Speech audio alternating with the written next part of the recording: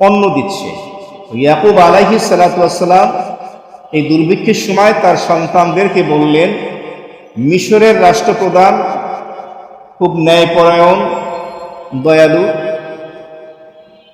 তিনি খুব স্বল্প মূল্যে রেশন দিচ্ছেন, খাদ্য শস্য দিচ্ছেন, তোমরা যাও গিয়ে সেই খাদ্য শস্য নিয়ে আসো। ইয়াকুব আলাইহিস সালাতু ওয়াস সালামের এই 10 সন্তান মিশরে যখন খাদ্যশস্য সংগ্রহ করতে গেল, ইউসুফ আলাইহিস সালাতু ওয়াস সালাম তখন তাদেরকে তাদের পরিচয় জানতে চাইলেন। তাদের নিকট পরিচয় জানার পরে তিনি বললেন, তোমাদের যে আরেক ভাই আছে বিনিয়ামিন, তাকে যদি আগামীতে নিয়ে আসো তাহলে তোমাদেরকে খাদ্যশস্য দিব, তা না হলে তোমাদেরকে কোনো খাদ্যশস্য দেওয়া হবে না। এই প্রতিশ্রুতি নিয়ে 10 ভাই দেশে ফিরে আসলো কেনানে। ইয়াকুব আলাইহিস সালাতু ওয়াস সালামের কাছে এসে তারা বলল যে মিশরের যে প্রেসিডেন্ট, রাষ্ট্রপ্রধান অত্যন্ত ভালো মানুষ, আমাদেরকে যথেষ্ট আপ্যায়ন করেছেন, মেহমানদারি করিয়েছেন এবং আমাদেরকে খাদ্যশস্য পরিপূর্ণভাবে দিয়েছেন। তবে একটি কথা তিনি বলেছেন, আগামীতে যখন আমরা খাবার নিতে যাব, খাদ্যশস্য সংগ্রহ করতে যাব, তখন যেন আমরা আমাদের ভাই বিনিয়ামিনকে সাথে নিয়ে যাই। সুতরাং আপনি আমাদের সাথে আমাদের ভাই বিনিয়ামিনকে পাঠান। এই প্রস্তাব যখন এই 10 ভাই দিল, তখন ইয়াকুব আলাইহিস সালাতু ওয়াস সালাম কি বলেছিলেন, আজকের 64 নম্বর আয়াতে কারিমার মধ্যে এই বিষয়টি বলা হয়েছে। قال هل آمنكم عليه إلا كما أمنتكم على أخيه من قبل فالله خير حافظا وهو أرحم الراحمين। قال ইয়াকুব আলাইহিস সালাতু ওয়াস সালাম বললেন, হাল আমানুকুম আলাইহি, তোমাদেরকে কি আমি বিশ্বাস করতে পারি বিনিয়ামিনের ব্যাপারে? তোমাদেরকে তো বিশ্বাস করা যায় না, ইল্লা, তবে কামা, যেমনি ভাবে আমিনতুকুম, তোমাদেরকে বিশ্বাস করেছিলাম, আলা আখিহি, বিনিয়ামিনের ভাই ইউসুফের ব্যাপারে, মিন কবল, ইতিপূর্বে তোমাদের যে আরেক ভাই ছিল ইউসুফ, যাকে সাথে নিয়ে যাওয়ার জন্য আমাকে অনুরোধ করলে, আমি তোমাদের অনুরোধ রাখলাম, তোমাদের সাথে ইউসুফকে দিয়ে দিলাম। ইউসুফকে তোমরা সংরক্ষণ করবে, দেখাশোনা করবে, ইউসুফের যেন কোনো ক্ষতি না হয়। যেমনি ভাবে ইতিপূর্বে ইউসুফের ব্যাপারে তোমাদেরকে বিশ্বাস করেছিলাম, বিনিয়ামিনের ব্যাপারেও কি আমি তোমাদেরকে তেমনি ভাবে বিশ্বাস করব? তোমরা তো সেই প্রতিশ্রুতি রাখোনি, যে আচরণ করেছিলে, বিনিয়ামিনের ব্যাপারেও যে ব্যতিক্রম করবে তার কি ভরসা আছে? মুফাসসিরিন কিরামগণ বলেন, তার এই 10 সন্তানের প্রস্তাবের প্রতিউত্তর হিসেবে তিনি এই কথাটা বলেছিলেন যে ইতিপূর্বেও তো বিশ্বাস করেছিলাম বিনিয়ামিনের ভাই ইউসুফের ব্যাপারে, এমন বিশ্বাস কি আবার করব? সেই বিশ্বাস তো তোমরা রাখতে পারোনি। এ কথা তিনি তার সন্তানদেরকে বললেন। তবে এক পর্যায়ে তিনি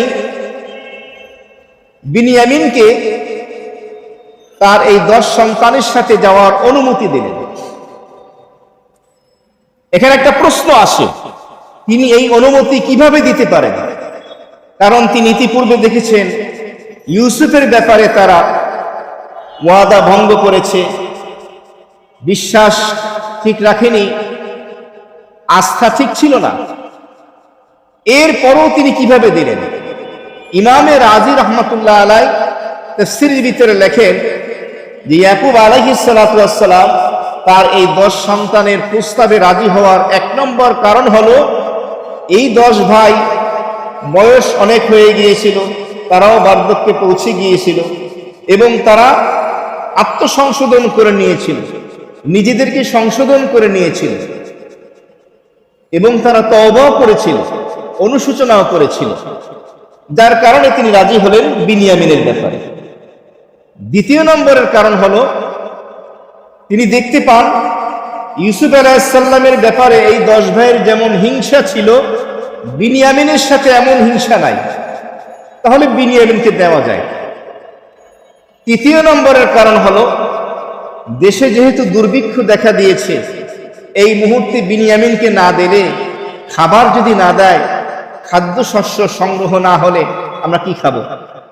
আর চতুর্থ নম্বরের কারণ হলো হয়তো ওহীর মাধ্যমে আল্লাহ রাব্বুল আলামিন ইয়াকুব আলাইহিস সালাতু ওয়াস সালামকে জানিয়ে দিয়েছিলেন যে আপনি বিনিয়ামিনকে আপনার এই 10 সন্তানের সাথে পাঠিয়ে দেন, আমি আল্লাহ রাব্বুল আলামিন বিনিয়ামিনকে হেফাজত করব। সুবহানাল্লাহ। তার একটা প্রমাণ এই আয়াতে কারিমার মধ্যে পাওয়া যায়, সেটা কি? ইয়াকুব আলাইহিস সালাম বললেন ফাল্লাহু খায়রু হাফিযা, অতএব আল্লাহ তাআলাই হলেন সর্বোত্তম হেফাজতকারী, সংরক্ষণকারী। যদিও নাকি মানবীয় গুণাবলী হিসাবে তোমাদেরকে আমি বলেছি যে ইউসুফের মতো তোমাদেরকে বিশ্বাস করা যায় না, কিন্তু এরপরও তোমাদের উচিত বিনিয়ামিনের সংরক্ষণ করা, দেখাশোনা করা। তবে সর্বোত্তম সংরক্ষণকারী, হেফাজতকারী হলেন কে? আল্লাহ। আল্লাহ যদি তৌফিক দেন তাহলেই হয়, আল্লাহর ইচ্ছাই বাস্তবায়ন হয়, আল্লাহ তাআলা তৌফিক না দিলে হয় না। কিতাবের ভিতরে এসেছে হযরত দাউদ আলাইহিস সালাতু ওয়াস সালামের কাছে আল্লাহ তাআলা এই মর্মে ওহী পাঠালেন, হে দাউদ, তোমার নিজস্ব একটা ইচ্ছা আছে, আর আমি আল্লাহ রাব্বুল আলামিনের একটা ইচ্ছা আছে। তোমার ইচ্ছাটা যদি তুমি আমার ইচ্ছার উপরে অর্পণ করে দাও, আমার ইচ্ছার উপরে রাজি হয়ে যাও, তা আমি আল্লাহ তোমার ইচ্ছা পূরণ করে দেব। সুবহানাল্লাহ। আর যদি তুমি চাও যে না, তোমার ইচ্ছাটাই পূর্ণ হোক, আমার ইচ্ছা যা হয় হোক, তাহলে ইচ্ছা তো পূরণ আমি আল্লাহরটাই হবে, তোমারটা হবে না। তার মানে বান্দার একটা ইচ্ছা থাকে, আমরা একটা নিজেরা কামনা করি কোনো একটা ব্যাপারে যে এমন হলে মনে হয় ভালো হয়, কিন্তু এই ব্যাপারে আল্লাহ তাআলার একটা ইচ্ছা আছে। যে ফয়সালাটা হয়, আমরা যদি আল্লাহ তাআলার ফয়সালার উপরে, সিদ্ধান্তের উপরে এটাকে ছেড়ে দেই যে আল্লাহ আমার জন্য যা চান তাই মঙ্গলজনক, কল্যাণজনক। আপনি অসুস্থ হয়ে পড়েছেন, আপনি ঋণগ্রস্ত হয়ে গেছেন, আপনার চাকরি নাই, ব্যবসা নাই, পরিবারের সদস্য হয়তো অসুস্থ, অবস্থাটা আপনার অনুকূলে না প্রতিকূলে, আপনি এমনটা চাচ্ছেন না, কিন্তু ফয়সালা হচ্ছে বিপরীতমুখী। তাহলে আপনার একটা ইচ্ছা, মালিকের একটা ইচ্ছা, আপনার আমার ইচ্ছা যদি মালিক আল্লাহর ইচ্ছার উপরে আমরা সাপোর্ট করতে পারি, আল্লাহ বলেন যা, তোর ইচ্ছাই আমি পূরণ করে দেব। তবে হ্যাঁ, সেটা যদি তোর জন্য দুনিয়া এবং আখিরাতে কল্যাণকর হয় তাহলে দেব, তা না হলে দেব না। এই জন্য যখন যে ফয়সালা, সিদ্ধান্ত হয়, এটাকে খুশি মনে মেনে নেওয়া। আল্লাহ তাআলা আমাদের এমন একটা তুষ্ট হৃদয়, সন্তুষ্ট হৃদয় আমাদের সকলকে নসিব করে, বলি আমিন। তো যাই হোক, ইয়াকুব আলাইহিস সালাতু ওয়াস সালাম বলেন আল্লাহু খায়রুন হাফিজা, সর্বোত্তম হেফাজতকারী, সংরক্ষণকারী হলেন আমার আল্লাহ। এ কথা তিনি বলে দিলেন। তিনি যে রাজি হলেন বিনিয়ামিনকে এই সন্তানদের সাথে দেওয়ার জন্য, এটা কেন? এটা প্রয়োজনের খাতিরে, প্রয়োজনের তাগিদে, নবী সুলভ তাওয়াক্কুল হিসাবে আল্লাহর উপরে তাওয়াক্কুল করে এই সন্তানদের সাথে বিনিয়ামিনকে দিয়ে দিলেন। ঠিক আছে, তোমরা তাহলে বিনিয়ামিনকে নিয়ে যাও, তবে হ্যাঁ, বিনিয়ামিনকে আমি ততক্ষণ পর্যন্ত তোমাদের সাথে যেতে দেব না যতক্ষণ পর্যন্ত তোমাদের কাছ থেকে আমি পাক্কা দৃঢ় প্রতিজ্ঞা না নিতে পারি। এই কথাগুলো পরবর্তীতে এসছে। ইয়াকুব আলাইহিস সালাতু ওয়াস সালাম আরো একটি বিষয় বললেন। তিনি বললেন ওয়া হুয়া আরহামুর রাহিমিন, বিনিয়ামিনকে তোমাদের সাথে যেতে দেওয়ার জন্য তোমরা আবেদন করলে, ঠিক আছে, অবস্থার প্রেক্ষিতে বিনিয়ামিনকে তোমাদের সাথে আমি যেতে দেব, ওয়া হুয়া আরহামুর রাহিমিন। তবে আল্লাহ তাআলাই হলেন সবথেকে বড় দয়ালু, তিনি দয়ার আধার। এর মাধ্যমে তিনি বলতে চাইলেন যে হে আল্লাহ, আমার যে অবস্থা বর্তমানে চলতেছে, ইউসুফের বিচ্ছিতে বেদনায় কাঁদতে কাঁদতে আমি অন্ধ হয়ে গিয়েছি, আমার যে বর্তমান অবস্থা এবং আমি বার্ধক্যে পৌঁছে গিয়েছি, এই অবস্থার ভিতরে আপনি এই বৃদ্ধ লোকটার প্রতি দয়া করবেন। বিনিয়ামিনকে আমি দিয়ে দিচ্ছি, আপনি আমাকে সন্তান হারা করবেন না, বিচ্ছেদের কষ্ট আর দেবেন না, আপনি তো সব থেকে বড় দয়ালু, সুতরাং আপনার কাছে আমি দয়া মেহেরবানি কামনা করছি। মুফাসসির ইকরামের মধ্যে একজন আছেন কাব আহবার রাহমাতুল্লাহ আলাইহি, তিনি বলেন ইয়াকুব আলাইহিস সালাম যখন বলেছেন ফাল্লাহু খায়রুন হাফেজা, আল্লাহ তাআলাই হলেন সর্বোত্তম সংরক্ষণকারী, এই কথা যখন তিনি বললেন, আল্লাহ রাব্বুল আলামিন তখন বললেন আমি আল্লাহ রাব্বুল আলামিনের ইজ্জতের কসম, প্রভাব প্রতিপত্তির কসম, সম্মানের কসম দিয়ে বলতেছি ও ইয়াকুব, তুমি যখন আমি আল্লাহ রাব্বুল আলামিনকে বললা ফাল্লাহু খায়রুন হাফেজা, আল্লাহ হলেন সর্বোত্তম সংরক্ষণকারী, এই কথা যখন আমাকে বললা, ও ইয়াকুব অতি সত্য বিনিয়ামিনের সাথে ইউসুফকেও আমি তোমার কোলে ফিরিয়ে দেব। সুবহানাল্লাহ, তোমার এই দুই সন্তানকে আবার তোমার কোলে আমি ফিরিয়ে দেব, এই কথা আল্লাহ রাব্বুল আলামিন বললেন। তো এতক্ষণ পর্যন্ত এই আলোচনাগুলো চলতেছিল। এখানে একটি বিষয় আসে, সেই বিষয়টি হলো যে ইয়াকুব আলাইহিস সালাম দেখতে পেলেন তার এই 12 সন্তান অনেকগুলো অন্যায় করেছে, গুনাহে কবিরাও করেছে। সেটা কি? বাবাকে ভুল পরামর্শ দিয়ে ইউসুফকে সাথে নিয়ে গিয়েছে, এরপরে বাবার মনে কষ্ট দিয়েছে, এরপরে ইউসুফ একটা নিষ্পাপ বাচ্চার উপরে নির্মম অত্যাচার করেছে, ইউসুফ একটা স্বাধীন মানুষ, আজাদ, তাকে গোলাম বানিয়ে বিক্রি করেছে, এত কিছু করেছে। এরপরও ইয়াকুব আলাইহিস সালাতু ওয়াস সালাম তাদেরকে নিজের কাছে রেখেছেন। আবার দুর্ভিক্ষের সময় ওই 10 সন্তানকে ডেকে খাবার আনতেও মিশরে পাঠিয়েছেন। এই কাজটা কেন করলেন? মুফতি শফি সাহেব রাহিমাহুল্লাহ তাআলা তিনি তার তাফসিরে মারিফুল কোরআনের ভিতরে লিখেছেন, অন্যান্য মুফাসসিরিন কিরামগণ লিখেছেন যে ইয়াকুব আলাইহিস সালাতু ওয়াস সালাম এখানে উত্তম এক চরিত্র আখলাকের পরিচয় দিয়েছেন এবং আদব শিক্ষা দিয়েছেন। সেটা কি? এখানে বোঝার একটা বিষয় হলো, সন্তান যদি নাফরমান হয়, অবাধ্য হয়, তো অনেক পিতামাতা অভিভাবক আমরা কি করি? কয়েকটা ভুল করি, ঘর থেকে বের করে দেই, অথবা তার সাথে কথাবার্তা বলা বন্ধ করে দেই, অথবা তার সাথে রাগারাগি শুরু করে দেই। এই তিনটাই ভুল সিদ্ধান্ত, না এমনটা করা যাবে না। ইয়াকুব আলাইহিস সালাতু ওয়াস সালাম তার এই 10 সন্তান এত বড় বড় অপরাধ করার পরেও তিনি তাদেরকে ঘর থেকে বের করে দেননি, তাদের সাথে কথা বলা বন্ধ করে দেননি, ওইভাবে রাগারাগি করেননি, বরং তাদেরকে তিনি নসিহত করেছেন, উপদেশ দিয়েছেন। আর নসিহত এবং উপদেশ দিতে গিয়ে সাথে সাথেই যে সে নসিহত গ্রহণ করবে এটা জরুরি না, এটা নাও হতে পারে। স্থান কাল পাত্র ভেদে এক সময় হয়তো উপদেশ সে গ্রহণ করবে এবং সে পথভ্রষ্ট হবে না। তা না হলে ঘর থেকে বের করে দিলেন, কথা বলা বন্ধ করে দিলেন, রাগারাগি শুরু, মারামারি শুরু করলেন, এটার দ্বারা কোনো ফায়দা হবে না। বরঞ্চ পিতামাতা অভিভাবকের উচিত সবর ধৈর্যের সাথে সন্তানদেরকে নসিহত করা, উপদেশ দেওয়া এবং আল্লাহ তাআলার কাছে বেশি বেশি দোয়া করা। আরবি একটা প্রবাদ আছে, আয-যরবু লিস-সিবয়ান কাল মাই ফিল বুস্তান, বাগানে পানি দিলে গাছ যেমন ভালো হয়, ফলমূল যেমন ভালো হয়, সন্তানদেরকে প্রহার করলে, শাস্তি দিলে, আদব শিক্ষা দিলে সন্তান তত ভালো হয়। এই জন্য সন্তানদেরকে শাস্তিও দিতে হবে স্থান কাল পাত্র ভেদে।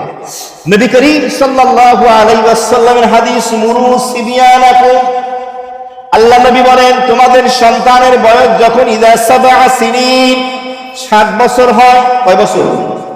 সন্তানের বয়স যখন 7 বছর হয় তখন তাদেরকে নামাজের জন্য আদেশ দাও। কেন?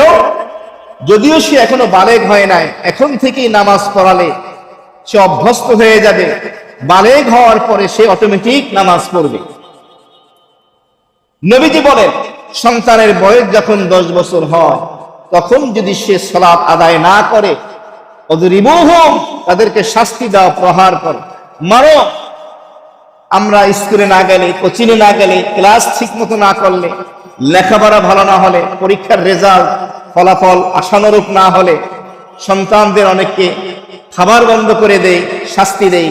কিন্তু দিনের পর দিন 5 ওয়াক্ত ফরজ নামাজ পড়তেছে না, এই নাফরমান আল্লাহর অবাধ্য সন্তান, এরপরে কোনো শাস্তি নাই, তার সাথে কোনো ধরনের আদবের কোনো নেই যে কিভাবে সন্তানটাকে আমি নামাজি বানিয়ে যেতে পারি। এটা খেয়াল রাখতে হবে, এটা আপনার জিম্মাদারি, দায়িত্ব, চেষ্টা আপনাকে চালাতে হবে। এরপরেও যদি সে নেককার না হয়, অন্তত আপনি দায়িত্ব থেকে মুক্তি লাভ করতে পারবেন। তা না হলে আপনি যত বড় নামাজি হন, হাজি গাজি যাই হন, আখিরাতে পার পাওয়ার কোনো সুযোগ নাই।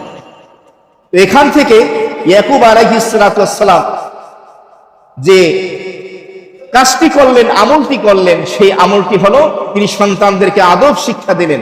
এবং এক পর্যায়ে কিতাবে আসছে তারা নিজেদের ভুল বুঝতে পেরেছিল, তওবাও করেছিল, সংশোধনও হয়ে গিয়েছিল। এখান থেকে আমাদের যে শিক্ষাটা, আমরাও আমাদের অধীনস্থ যারা আছে, সন্তান, বিবি, বাচ্চা, তাদের ক্ষেত্রে ঠান্ডা মাথায় সবর ধৈর্যের সাথে আমরা এই কাজগুলো করব। আল্লাহ তৌফিক দান করেন, আমিন। এতক্ষণ পর্যন্ত এই আলোচনা চলতেছিল যেই পণ্যগুলো 10 ভাই তো আর আসে নাই, বড় ভাই শামউন, তাকে তো ইউসুফ আলাইহিস সালাম রেখে দিয়েছেন, তাহলে কয়জন আসছে? 9 জন। উট পরিমাণ খাদ্য শস্য নিয়ে আসছে। ইয়াকুব আলাইহিস সালাম এটাও বলেছিলেন, ইউসুফকে হারালাম, তোমাদের 10 ভাইকে খাবার আনতে পাঠালাম, খাদ্য শস্য নিয়ে 9 জন আসলা, শামউন তোমাদের বড় ভাই আসলো না, আবার বিনয়ামিনকেও নিয়ে যেতে চাচ্ছ, আমাকে কেন এত কষ্ট দিচ্ছ? তো যাই হোক, এবার এই খাদ্য শস্যগুলো যখন তারা খোলার পরে কি অবস্থা হলো, এই কথাগুলো 65 নম্বর আয়াতে কারিমার মধ্যে আল্লাহ তাআলা আলোচনা করেছেন। ওয়ালাম্মা ফাতাহু মাতাহুম ওয়াজাদু বিদাআতাহুম রুদ্দাত ইলাইহিম قالوا يا أبانا ما نبغي هذه بضاعتنا ردت إلينا ونمير أهلها ونحفظ أخانا ونزداد كيل بعير ذلك كيل يسير ولما এবং যখন ফাতাহু, ওই 9 ভাই, ইয়াকুব আলাইহিস সালামের 9 সন্তান, যে খাদ্য শস্যগুলো উটে করে নিয়ে এসেছিল, ওগুলো যখন তারা খুললো, মাতাহুম, তাদের ওই সামান যখন তারা খুললো, ওয়াজাদু, তারা পেল, বিদাআতাহুম, তাদের ওই খাদ্য শস্যের ভিতরে পণ্য মূল্য, মানে যেই টাকা দিয়ে খাদ্য শস্যগুলো এনেছিল, ওই খাদ্য শস্যের ভিতরে ওই টাকাগুলো ফেরত পাইল। রুদ্দাত ইলাইহিম, যেগুলো তাদের কাছে ফিরিয়ে দেওয়া হয়েছিল। অর্থাৎ যেই টাকা দিয়ে ওই খাদ্য শস্যগুলো তারা ক্রয় করেছিল, খাদ্য শস্যের ভিতরে ইউসুফ আলাইহিস সালাম সেই টাকাগুলো রিটার্ন ফিরিয়ে দিয়েছেন। কেন দিয়েছেন? গোপনে, প্রকাশ্যে কেন দেননি? এর একাধিক কারণ গত সপ্তাহের 15তম পর্বে আমরা সেই ব্যাখ্যা আমরা তাফসীরের ভিতরে শুনেছি। তারা যখন খাদ্যশস্যের ভিতরে সেই পণ্য মূল্যগুলো ফেরত পেল, প্রত্যেককে খাদ্য দেওয়া হতো 1 উট পরিমাণ। তখন ওই ভাইগুলো বলল, ইয়া আবানা, ইয়াকুব আলাইহিস সালামকে তারা বলল, হে আমাদের শ্রদ্ধেয় পিতা, মা নাবগি, আমরা আর কি চাইতে পারি? হে আমাদের পিতা, আমরা আর কি আশা করতে পারি? তাফসীর ইবনে কাসির ভিতর আল্লাহ ইবনে কাসির রাহমাতুল্লাহ লিখেছেন এর ব্যাখ্যায় যে ওই 9 সন্তান ইয়াকুব আলাইহিস সালামকে বলল, হে আমাদের পিতা, আমরা আর কি আশা করতে পারি? কেউ কেউ লিখেছেন যে আমরা আর কি চাইতে পারি? হাদিহি বিদাআতুনা, এই যে আমাদের পণ্যের মূল্য, রুদ্দাত ইলাইনা, যা আমাদের কাছে রিটার্ন ফিরিয়ে দেওয়া হয়েছে। আমরা আর কি চাইতে পারি? এর অর্থ হলো মিশরের প্রেসিডেন্ট বা প্রধানমন্ত্রী অথবা রাষ্ট্রপ্রধান তিনি কতটা দয়াবান, আমাদেরকে মেহমানদারি করলেন, আপ্যায়ন করালেন, এরপরে আমাদেরকে 1 উট পরিমাণ খাবার দিলেন প্রত্যেকে, আবার সেই পণ্যের মূল্য রিটার্ন তিনি ফিরিয়ে দিয়েছেন। সুতরাং তিনি কত ভালো মানুষ, তার প্রশংসা আমরা আর কত করব? তিনি আমাদের সাথে কত সুন্দর আচরণ করেছেন। অতএব এবার আমাদের ভাই বিনয়ামিনকে আপনি আমাদের সাথে যেতে দিতে পারেন। মা নাবগির এটা হলো পজিটিভ হাবাচক একটা ব্যাখ্যা, অথবা এর একটা নেতিবাচক ব্যাখ্যাও হতে পারে। মুফতি শফি সাহেব রাহিমাহুল্লাহ তাআলা তিনি লিখেছেন, মা নাবগি হাদিহি বিদাআতুনা রুদ্দাত ইলাইনা। এই মা নাবগির এর একটা অর্থ হলো, হে আমাদের পিতা, পরবর্তীতে আমরা যখন খাদ্যশস্য আনতে যাব তখন আপনার কাছে আমরা আর কোনো টাকা চাবো না, দিনার দিরহাম পণ্যের মূল্য আর চাবো না, কারণ টাকা তো মিশরের রাষ্ট্রপ্রধান ফিরিয়ে দিয়েছেন। আমাদের তো পরবর্তীতে খাদ্যশস্য আনতে গেলে টাকার প্রয়োজন হবে না, সুতরাং আপনার কাছে আমরা আর কিছু চাই না, একথা তিনি বললেন। এবং ওই সন্তান আরো বলল, নামিরু আহলাহা, পণ্যমূল্য আমাদেরকে ফিরিয়ে দেওয়া হয়েছে, আবার যখন আমরা খাবার আনতে যাব, নামিরু আহলানা, আমাদের পরিবারের সদস্যদের জন্য আমরা আবার পরিপূর্ণভাবে খাদ্যশস্য আনতে পারবো। ওয়া নাহফাজু আখানা, এবং আমাদের ভাই বিনয়ামিনকে আমাদের সাথে পাঠান। ওয়া নাহফাজু আখানা, আমরা আমাদের ভাই বিনয়ামিনকে হেফাজত করব, সংরক্ষণ করব। তার অর্থ হলো তার কোনো ক্ষতি হতে আমরা দিব না। ওয়া নাজদাদু কাইলা বাইর, এবং আমরা আরো অতিরিক্ত 1টি উট পরিমাণ শস্য, খাদ্য শস্য আমরা নিয়ে আসব। বাইর শব্দের শাব্দিক অর্থ হলো উট, তবে কোন কোন আঞ্চলিক ভাষায় বাইর শব্দটা গাধা অর্থেও ব্যবহার হয়। তাফসীর ইবনে কাসিরে লেখা হয়েছে যে 1 গাধা পরিমাণ শস্য দেওয়া হয়েছে, কেউ বলেছেন 1 উট পরিমাণ খাদ্য শস্য দেওয়া হয়েছে।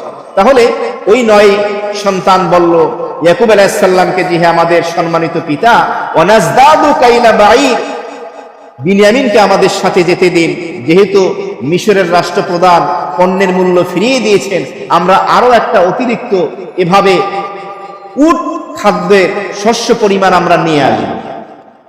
কেন? এর একটা ব্যাখ্যা হলো যালিকা কাইলু ইয়াসির, কারণ যে খাদ্যশস্য আমরা নিয়ে এসেছি এটা পরিমাণে অপ্রতুল, খুবই কম, আমাদের পরিবারের সদস্যদের জন্য যথেষ্ট নয়। আর একটা অর্থ হলো মিশরের রাষ্ট্রপ্রধান অত্যন্ত দয়াবান, দয়ালু, আমরা তার কাছ থেকে এবার অনেক বেশি খাবার নিয়ে আসতে পারবো। আর একটা অর্থ হলো যে খাবার আমরা প্রথমবার নিয়ে আসছি এটা পরিমাণে কম, সুতরাং আপনি আমাদেরকে যেতে দিন। এই কথা সন্তানরা যখন বলল, তখন ইয়াকুব আলাইহিস সালাতু ওয়াস সালাম তাদেরকে কি বললেন, 66 নম্বর আয়াতে কারিমার মধ্যে এই বিষয়টি আলোচনা করা হয়েছে। ক্বালা লান উরসিলাহু মাআকুম হাত্তা তুতুনি মাওসিকাম মিনাল্লাহি লাতা'তুন্নানি বিহি ইল্লা আন ইউহাতা বিকুম فلما آتوه موثقهم قال الله على ما نقول وكيل। ইয়াকুব আলাইহিস সালাম ক্বালা, তিনি বললেন, লান উরসিলাহু, কখনো বিনয়ামিনকে পাঠাবো না, মাআকুম, তোমাদের সাথে। ওই সন্তানদেরকে তিনি বললেন, তোমাদের সাথে কখনো আমি বিনয়ামিনকে পাঠাবো না, হাত্তা, তবে যতক্ষণ পর্যন্ত তুতুনি মাওসিকাম মিনাল্লাহ, আল্লাহ তাআলার পক্ষ থেকে তোমরা মজবুত ওয়াদা না করো, প্রতিশ্রুতিবদ্ধ না হও, ততক্ষণ পর্যন্ত আমি কি করব না, তোমাদের সাথে বিনয়ামিনকে পাঠাবো না, একথা তিনি বললেন। এখানে একটি মাসালা বোঝার বিষয়, সেই মাসালাটি হলো এই যে খাদ্যশস্যের সাথে মূল্য যে ইউসুফ আলাইহিস সালাম ফিরিয়ে দিলেন, এই মূল্যটা কি তাদের জন্য খাওয়া বৈধ ছিল কিনা? আমাদের যদি কেউ খাদ্যশস্য ক্রয় করতে গিয়ে ওই জিনিসটি আমরা ক্রয় করলাম, তার সাথে মূল্য যদি বিক্রেতা ফিরিয়ে দেয়, তাহলে আমরা সেটা খেতে পারবো কিনা? এই মাসালা তাফসীরে মারিফুল কোরআনের ভিতরে এসেছে। তার অর্থ হলো, এটার উত্তর কি, যদি কোনো এমন আলামত পাওয়া যায় যার মাধ্যমে বোঝা যায় যে যে জিনিসটি আপনি ক্রয় করেছেন সেটা আপনাকে বিক্রেতা দিয়েছে সৌজন্যমূলক কোনো কারণে, সে আপনাকে হয়তো টাকাটাও ফিরিয়ে দিয়েছে, তাহলে আপনি সেটা গ্রহণ করতে পারবেন। আর এই খাদ্যশস্যগুলো খোলার পরে, উন্মুক্ত করার পরে তারা যেটা বুঝতে পারলেন বাহ্যিক আলামত দেখে, যে এই মূল্য যে ফিরিয়ে দেওয়া হয়েছে এটা ভুলবশত দেওয়া হয়নি, বরং ইচ্ছাকৃত দেওয়া হয়েছে, বিধায় তারা এটা গ্রহণ করেছেন। তা না হলে ইয়াকুব আলাইহিস সালাম পয়গম্বর সাথে সাথে সন্তানদেরকে বলতেন যে এই টাকাগুলো ফিরিয়ে দিয়ে আস। যেহেতু তারা এটা গ্রহণ করেছেন, তাহলে এটা আলামত পাওয়া গিয়েছে, এটা তাদের জন্য বৈধ ছিল। আমাদের জন্য কি করণীয়? ওই যে বললাম, যদি আপনি কোনো জিনিস ক্রয় করতে চান, এমন অনেক সময় হয় যে একবার এমন হয়েছে যে আমি আমার বাসার জানালার ঘরের পর্দার জন্য গিয়েছিলাম এভাবে সদরঘাটে এক দোকানে। তো আমি পছন্দ করে সমস্ত কিছু কাপড় কেনা হয়ে গেছে। যখন আমি দাম দেবো, সে আমার কাছ থেকে দাম নিল না, চিনে আমাকে, তা সৌজন্যমূলক সম্মানার্থে সেটা না, হুজুর যদি আপনি না টাকাটা যদি না দেন তাহলে আমি অনেক বেশি খুশি হব, যথেষ্ট পরিমাণে জোরাজুরি করার পরেও সে নিল না। এভাবে যদি সৌজন্যমূলক কোনো কারণে পণ্যটাও দিয়ে দেয়, মূল্যটাও দিয়ে দেয়, তাহলে জায়েজ আছে। আর যদি এমন হয় যে না, এই পণ্যের ভিতরে রিটার্ন টাকা ফিরে আসছে, তাহলে আপনাকে বুঝতে হবে এটা ভুলেও আসতে পারে। সুতরাং এই তাফসীর শোনার পরে এই মাসলা খাটাতে হলে আপনাকে মাসলা বুঝতে হবে, এটা আমি আমাকে দিয়ে বুঝিয়ে দিলাম। তো যাই হোক, ইয়াকুব আলাইহিস সালাম তাদেরকে বললেন যে তোমাদের সাথে আমি বিনিয়ামিনকে ততক্ষণ পর্যন্ত পাঠাবো না যতক্ষণ পর্যন্ত তোমরা আল্লাহ তাআলার পক্ষ থেকে ওয়াদাবদ্ধ না হও, মজবুত প্রতিশ্রুতি গ্রহণ না করো। এখানে একটা প্রশ্ন আসে, এভাবে কাউকে মজবুত ভাবে কসম দেওয়া যায় কিনা? হ্যাঁ, যদি কোনো গুরুত্বপূর্ণ বিষয় হয়, সেক্ষেত্রে যদি বোঝা যায় যে এখানে কসম দিতে হবে, তাহলে দিবেন। কিন্তু কসম খেতে হবে একজনের নামে, তিনি কি? আল্লাহর নামে। কসম এবং শপথ হবে একমাত্র আল্লাহর নামে, নবীর নামেও না। কিন্তু আমাদের সমাজে বহুল প্রচলিত আছে, কসম খায় কোরআন শরীফ ধইরা, স্বামী স্ত্রীর মাথায় হাত দিয়া, স্ত্রী স্বামীর মাথায় হাত দিয়া কসম খায়। স্ত্রীর মাথায় হাত দিয়ে যদি কসম খায়, মরলে তো বউ মরবে, সমস্যা নাই তো। অনেক সময় কি করে, সন্তানের মাথায় হাত দিয়ে কসম খায়। না, এগুলো ঠিক না। কসম খাবেন না, এটা ভালো জিনিস না। শপথ, কসম এটা খাবেন, খেলেও আল্লাহ তাআলার নামে। হাদিস শরীফের মধ্যে এসেছে, নবী করিম সাল্লাল্লাহু আলাইহি সাল্লাম ব্যবসায়ীদের ব্যাপারে বলেছেন, তোমরা ব্যবসার পণ্য বিক্রি করতে গিয়ে বেশি কসম খেও না, কারণ অধিক কসম খাওয়ার কারণে, শপথের কারণে তোমার হয়তো বিক্রিটা বাড়বে, কিন্তু তোমার রিজিকের বরকত উঠে নেওয়া হবে। এর ভিতরে বরকত থাকে না, বরকত বিনষ্ট হয়ে যায়। বিক্রেতাদের ভিতরে শপথ এবং কসমের প্রবণতা বেশি। আল্লাহর কসম দিয়ে তারা এরকম মিথ্যা কথাও বলে। এরকম বিক্রেতা আছে না, কিনছে 100 টাকায়, বলে যে আমার 150 টাকা কেনা ভাই, আপনারাকে আমি কিভাবে বলেন দেই 120 টাকায়। তো মিথ্যা কসম খাওয়া যাবে না। এমনি ভাবে ইয়াকুব আলাইহিস সালাম সন্তানদের কাছ থেকে কসম নিয়েছেন ঠিকই, কিন্তু নেওয়ার পরে আরেকটি বিষয় বলছেন। তিনি বলেছেন, লা তাতুন্নানি বিহি ইল্লা আইহাতা বিকুম, তবে তোমরা শোনো, যদি তোমরা কোনো কারণে আবদ্ধ হয়ে যাও, এই কসম রক্ষা করতে যদি না পারো, তাহলে আমি তোমাদের দোষারোপ করব না। তবে হ্যাঁ, আমার ইউসুফের মতো নিয়ে যাবা, বাঘে খাইছে, জঙ্গলে হারায় গেছে, এই ধরনের বাহানা কিন্তু চলবে না। কোন সঙ্গত কারণে যদি তোমরা অপারগ হয়ে যাও, সেক্ষেত্রে তোমরা দোষমুক্ত থাকবে। এই যে কোরআনে কারীমের আয়াতের এই অংশে বলা হলো ইল্লা আইয়ুহাতা বিকুম, তোমাদেরকে যদি পরিবেষ্টন করে নেওয়া হয়। এর একাধিক ব্যাখ্যা মুফাসসিরিনে কেরামগণ দিয়েছে। এর একটা ব্যাখ্যা হলো, যদি তোমরা বিনয়ামিনকে আমার কাছে কোনো সঙ্গত কারণে ফিরিয়ে আনতে অক্ষম হও, অথবা যদি তোমরা নিজেরাও বিপদে মুসিবতে পড়ে যাও, অথবা তোমরা যদি মৃত্যুমুখী পতিত হয়ে যাও, অথবা কোনো কারণে তোমরা যদি ধ্বংস হয়ে যাও, অথবা তোমরা যদি নিরুপায় হয়ে যাও, নিজেরাও ক্ষতিগ্রস্ত হলাম বিপদের কারণে, বিনয়ামিনকে আমার কাছে পৌঁছতে না পারো সঙ্গত কারণে, তাহলে তোমরা দোষী সাব্যস্ত হবে না। একথা বলে দিলেন। তিনি ভয়টা কেন পেয়েছিলেন? একটা হলো ইউসুফের ব্যাপারে তিনি অভিজ্ঞতা আছে, কষ্ট পেয়েছে, ক্ষতিগ্রস্ত হয়েছে। আরেকটা কারণ মুফাসসিরিনে কেরামগণ লিখেছেন যে কেনান থেকে মিশর অনেক দূরের পথ ছিল, আর তখন সুগম পথ ছিল না, কণ্টকাকীর্ণ ছিল। এই উটে চড়ে, গাধায় চড়ে, খচ্চরে চড়ে যেতে হতো, দুর্গম পথ। আমার বিনয়ামিনকে আমি দেব, এত দূরে যাবা, এই জন্য তিনি ভয় পাচ্ছিলেন। তো তিনি বললেন, যদি তোমাদের কোনো ভুলের কারণে না হয়, তোমরা যদি অপারগ হয়ে যাও, অসহায় হয়ে যাও, ক্ষতিগ্রস্ত হওয়ার কারণে যদি এমনটা হয়, তাহলে তোমরা দোষী সাব্যস্ত হবে না। এই ব্যাপারটি কোরআনে কারীমের মধ্যে তাফসীরের ভিতরে এসেছে। নবী করিম সাল্লাল্লাহু আলাইহি ওয়াসাল্লাম সাহাবায়ে কেরামের কাছ থেকে যখন বয়াত নিতেন, ওয়াদা নিতেন, তখন এই কথাও বলতেন যে তোমরা তোমাদের সাধ্য অনুযায়ী আমি যে আদেশগুলো দিই এগুলো পালন করবা, কারণ সাধ্যের বাহিরে কোনো জিনিস চাপিয়ে দেওয়া হয় না।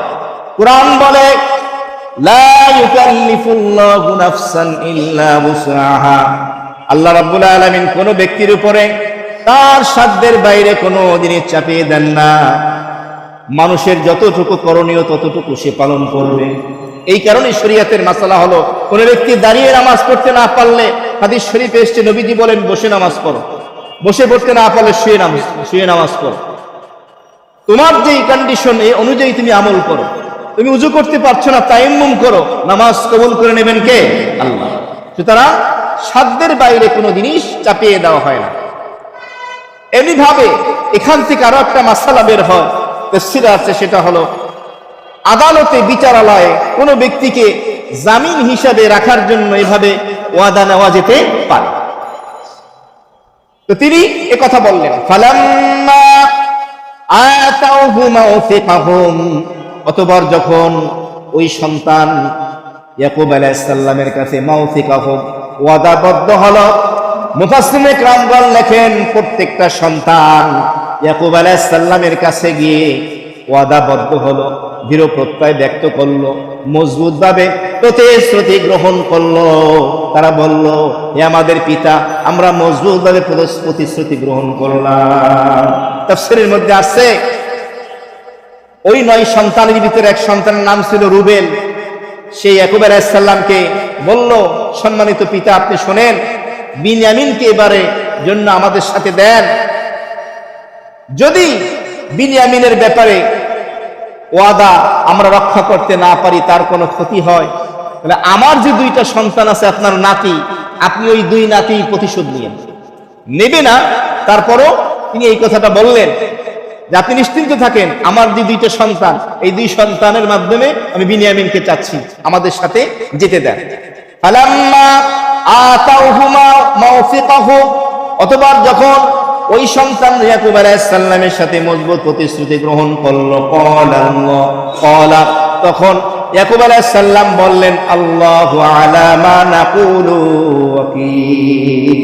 তখন ইয়াকুব আলাইহিস সালাম বললেন, আল্লাহই হলেন ওয়াকিল, অভিভাবক, আলা মা নাকুল, ও আমার সন্তানেরা শোনো, এতক্ষণ পর্যন্ত বিনয়ামিনের ব্যাপারে যে আলোচনাগুলো আমরা করলাম, এই সমস্ত ব্যাপারে আল্লাহ তাআলাই হলেন আমাদের অভিভাবক, তিনি হলেন মুরব্বী।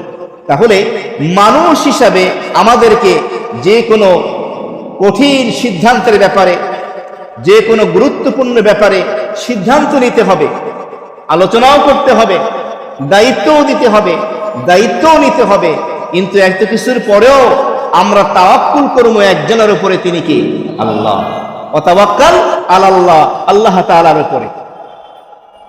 অনেক সময় আমরা অনেক নেক দোয়া করি, নেক আমল করি, অনেক দোয়া করি, এরপরও দেখা যায় আমরা পজিটিভ রেজাল্ট পাই না। এখানে করণীয় কি? যেমন আজকের যে আলোচনার ভিতরে একটি বিষয় ফুটে আসলো, আগামী যে তাফসীর হবে 17তম পর্বে, সেখানেও একটি বিষয় আসবে। ইয়াকুব আলাইহিস সালাম তার সন্তানদেরকে কিছু নসিহত করবেন, করার পরও তারা সেই মোতাবেক রেজাল্ট ফলাফল পাবে না। সেখান থেকে একটা উপদেশ পাওয়া যাবে, সেটা হলো বান্দা তার সকল চেষ্টা অব্যাহত রাখবে, দোয়াও করতে থাকবে, এরপরে আল্লাহ তাআলার পক্ষ থেকে যে ফয়সালা সিদ্ধান্ত হবে সেটা আমাদেরকে কি করতে হবে? খুশি মনে মেনে নিতে হবে। সম্মানিত উপস্থিতি, তাহলে আজকের এই সূরা ইউসুফের 64, 65 এবং 66 তিনটি আয়াতের তাফসীর এবং 16 নম্বর পর্বের তাফসীরে যে সারাংশ যেটা দাঁড়ালো আমাদের সামনে, সেটা হলো এই সন্তানগুলো এত বড় অপরাধ ভুল করার পরও তিনি সন্তানদেরকে আদব শিক্ষা দিয়েছেন, তাদেরকে সংশোধনের সুযোগ দিয়েছেন, তারা সংশোধন হয়েছে। আমাদেরকেও সেটা করতে হবে এবং আমাদের জীবনের গুরুত্বপূর্ণ সিদ্ধান্তগুলো নেওয়ার ক্ষেত্রে সঠিক সিদ্ধান্তে উপনীত হওয়ার জন্য আমাদেরকে বিজ্ঞ লোকদের সাথে পরামর্শ করতে হবে, এরপরে আল্লাহ তাআলার উপরে তাওয়াক্কুল করতে হবে। আল্লাহ তাআলা আমাদের সকলকে সবগুলো কথা মনে রাখা এবং সহিভাবে আমল করে জীবনে বাস্তবায়ন করার তৌফিক দান করেন। অনেকেই দোয়া চেয়েছেন, বিভিন্ন পেরেশানিতে সমস্যার ভিতরে আছেন। 2023 সাল ডিসেম্বর মাস, আগামী শনিবার আমরা পাচ্ছি বছরের মাসের সর্বশেষ। তো আমরা জানি যে আমাদের অত্র শাহেদিয়া জামে মসজিদে ইংরেজি মাসের শেষ শনিবারে মাসিক ইসলাহি মজলিস হয়। তো আমরা নিজেরাও আসি, অন্যরাও আসি। বছর শেষ, মাসের শেষ শনিবার কেউ যদি কোনো আপ্যায়ন করার নিজ দায়িত্বে মেহমানদারির দায়িত্ব নিতে পারেন, জিনিসটা সুন্দর হয়, ভালো হয়। যা পারেন, জিলাফি পারলে জিলাফি দিয়ে জানা, সুবিধা নাই। যা পারেন, যদি এভাবে কারো সুযোগ হয় তাহলে যোগাযোগ করেন। আপনি যা পারেন, শেষ সপ্তাহ যেহেতু, বছরও শেষ, আমরা জাতির জন্য, উম্মাহের জন্য দোয়া করি, সংক্ষেপে একটু দোয়া করি। অনেকেই অসুস্থ, দোয়া চেয়েছেন, অনেক পেরেশানিতে আছেন। হানিফ ভাইয়ের মামা ইন্তেকাল করছেন, দোয়া চেয়েছেন। আলহামদুলিল্লাহ রাব্বিল আলামিন। ربنا ظلمنا أنفسنا وإن لم تغفر لنا وترحمنا لنكونن من الخاسرين. اللهم ربنا آتنا في الدنيا حسنة وفي الآخرة حسنة وقنا عذاب النار. اللهم حاسبنا حسابا يسيرا. اللهم إنا نسألك الهدى والتقى والعفاف والغنى. اللهم نبّر قلوبنا بالقرآن العظيم وزين أخلاقنا بالقرآن العظيم ونجنا من النار بالقرآن العظيم وادخلنا في الجنة بالقرآن العظيم. আয় আল্লাহ, কোরআনে কারিমের তাফসীর করে এবং শুনে কিছু গুনাহগার বান্দা আপনার শাহী দরবারে বাইতুল্লাহ বসে হাত উঠিয়েছে। মালিক, মেহেরবানি করে আমাদের সকলকে আপনি মাফ করে দেন আল্লাহ। জীবিত মৃত নারী পুরুষ সকলকে আপনি মাফ করে দেন আল্লাহ। আল্লাহ, আমাদের মধ্যে রব্বে কারীম আমাদের আত্মীয় স্বজনময় মুরব্বী যারা চলে গেছে, এই সকল মরহুম মরহুমা, খাস করে যারা হাত উঠিয়েছেন, দোয়ার দরখাস্ত আবেদন করেছেন, মেহেরবানি করে সকলকে আপনি মাফ করে দেন আল্লাহ। সকলের জন্য মাগফিরাতের ফয়সালা করে দেন, সকলের জন্য জান্নাতের ফয়সালা করে দেন। আল্লাহুম্মা গফির লিহাইয়িনা ওয়া মাইয়িতিনা ওয়া শাহিদিনা ওয়া গায়িবিনা ওয়া সাগীরিনা ওয়া কাবীরিনা ওয়া যাকারিনা ওয়া উনসানা। আল্লাহুম্মা মান আহইয়াইতাহু মিন্না ফাআহইহি আলাল ইসলাম ওয়া মান তাওয়াফাইতাহু মিন্না ফাতাওয়াফাহু আলাল ঈমান। রব্বে কারীম, অনেকে অসুস্থ, আয় আল্লাহ, অনেকেই অসুস্থ, বিভিন্ন বিমারিতে আসে, কারো চোখের, কারো পেটের, কারো মাথা, বিভিন্ন রকমের অসুস্থতা বিমারিতে রয়েছে। রব্বে কারীম, আয় আল্লাহ, আমার ডান চোখটা আবারও লাল হয়ে গিয়েছে। রব্বে কারীম, আয় আল্লাহ, তামিম নামে একটি বাচ্চা অসুস্থ, আল্লাহ, আফিফা নামে একজন অসুস্থ। রব্বে কারীম, এবং যারা যারা আমাদের পরিবারের সদস্যদের মধ্যে বিমারি অসুস্থতায় আছে, দোয়া চেয়েছেন, হাত উঠে আমিন আমিন বলতেছে। আল্লাহ, মেহেরবানি করে সকলকে শিফায়ে আজিলা কামিলা দান করেন মাওলা, পরিপূর্ণ শিফা নসিব ফরমান মাওলা। আয় আল্লাহ, আপনার ফয়সালা সিদ্ধান্তের উপর আমাদেরকে সন্তুষ্ট থাকার তৌফিক দান করেন। যে হালাতে যে অবস্থায় আপনি রাখেন, সচ্ছলতা অসচ্ছলতা, রোগ ব্যাধি, সুখে দুঃখে, সর্ব অবস্থায় আমাদেরকে দিন থেকে